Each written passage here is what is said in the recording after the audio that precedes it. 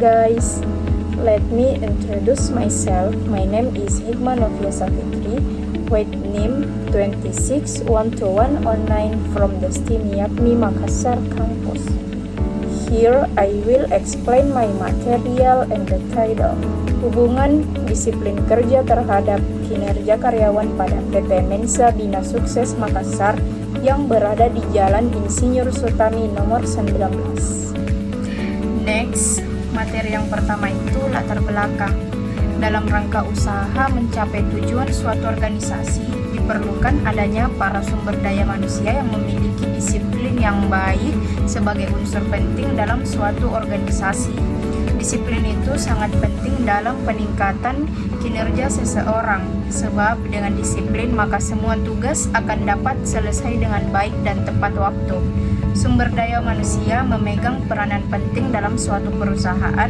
Tanpa bantuan dan peran para sumber daya manusia, program kerja yang telah ditetapkan tidak dapat terlaksana secara efektif dan efisien.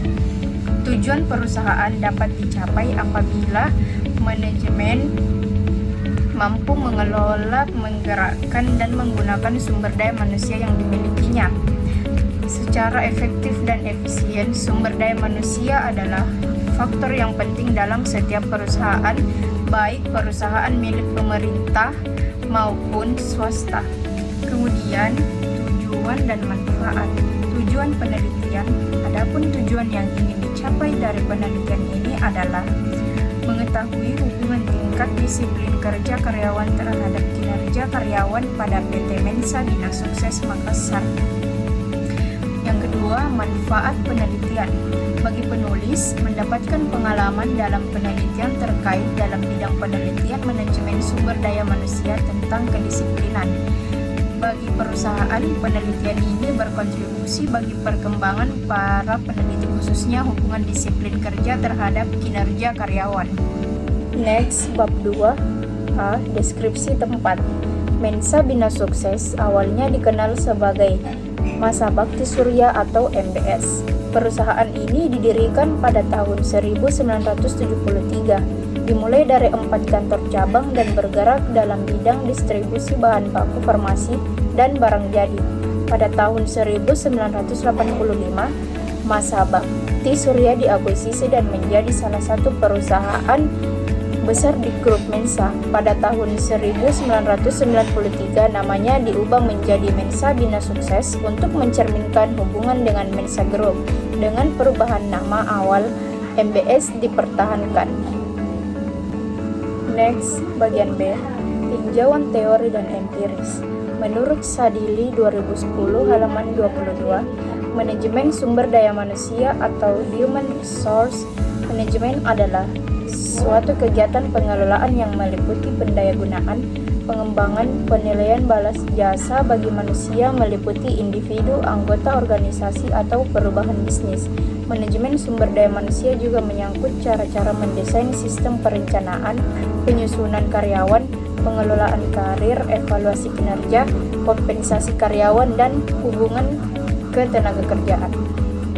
Menurut Hani Handoko 2001 halaman 6, sumber daya manusia merupakan suatu proses perencanaan, pengorganisasian, pengarahan, dan pengawasan kegiatan-kegiatan pengadaan, pengembangan, pemberian kompensasi, penginterogasian, pemeliharaan, dan pelepasan sumber daya manusia agar tercapai tujuan individu, organisasi, dan masyarakat.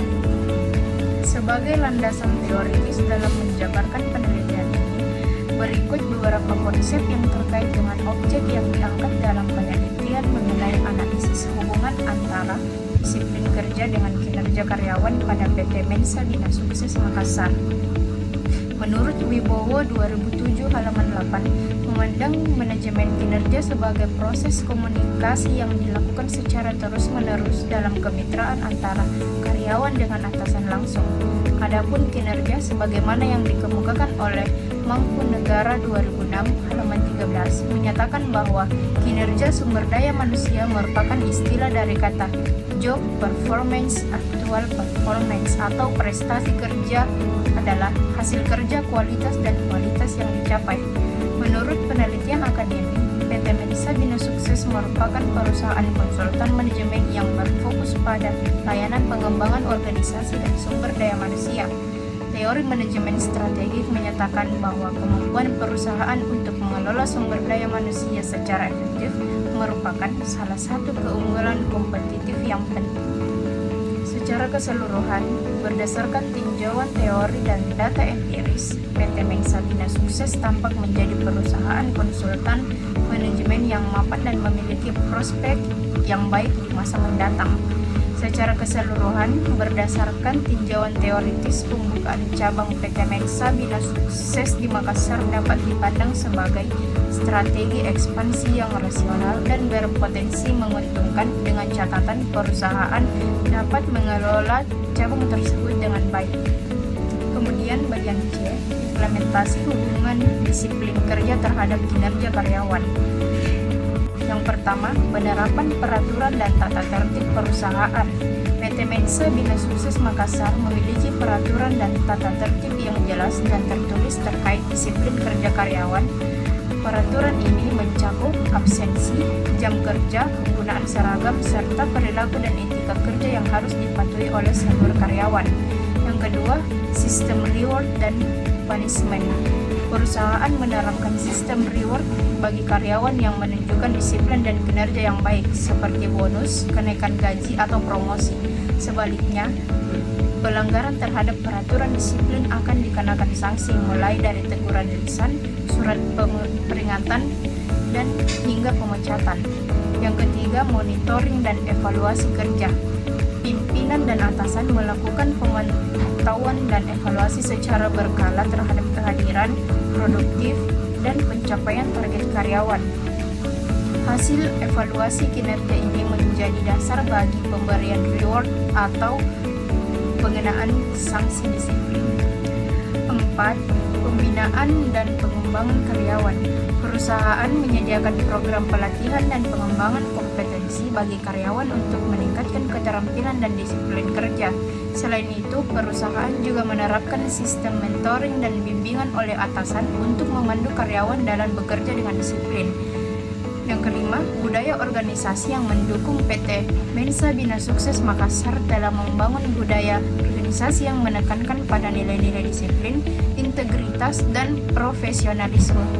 Karyawan didorong untuk menginternalisasi budaya ini sehingga disiplin kerja menjadi bagian dari identitas diri mereka. Kemudian D, faktor pendukung dan penghambat. Faktor pendukung yang pertama, komitmen manajemen puncak. Manajemen puncak perusahaan memiliki komitmen yang kuat untuk menanamkan budaya disiplin di seluruh organisasi. Dukungan dan keteladanan pimpinan dalam menerapkan disiplin kerja menjadi contoh bagi seluruh karyawan. Yang kedua, sistem manajemen sumber daya manusia yang terintegrasi. Perusahaan memiliki sistem manajemen SDM yang komprehensif, mencakup rekrutmen, pelatihan, penilaian kinerja, dan pemberian insentif. Sistem ini mendukung penerapan disiplin kerja dan menghubungkannya secara langsung dengan kinerja karyawan.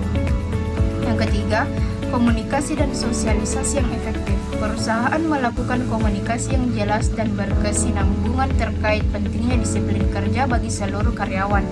Sosialisasi dilakukan melalui berbagai media seperti surat edaran, papan pengumuman, dan pertemuan rutin. Yang keempat, lingkungan kerja yang kondusif. Perusahaan telah menciptakan lingkungan kerja yang nyaman, aman, dan mendukung karyawan untuk bekerja dengan disiplin. Fasilitas kerja dengan memadai dan sistem kepemimpinannya partisipatif turut mendorong peningkatan disiplin dan kinerja. Kemudian faktor penghambat. Yang pertama, latar belakang dan karakteristik karyawan yang beragam. Karyawan PT Mengsa Bina Sukses Makassar memiliki latar belakang usia, pengalaman yang bervariasi. Perbedaan ini dapat mengaruhi penerimaan dan komitmen terhadap budaya disiplin perusahaan.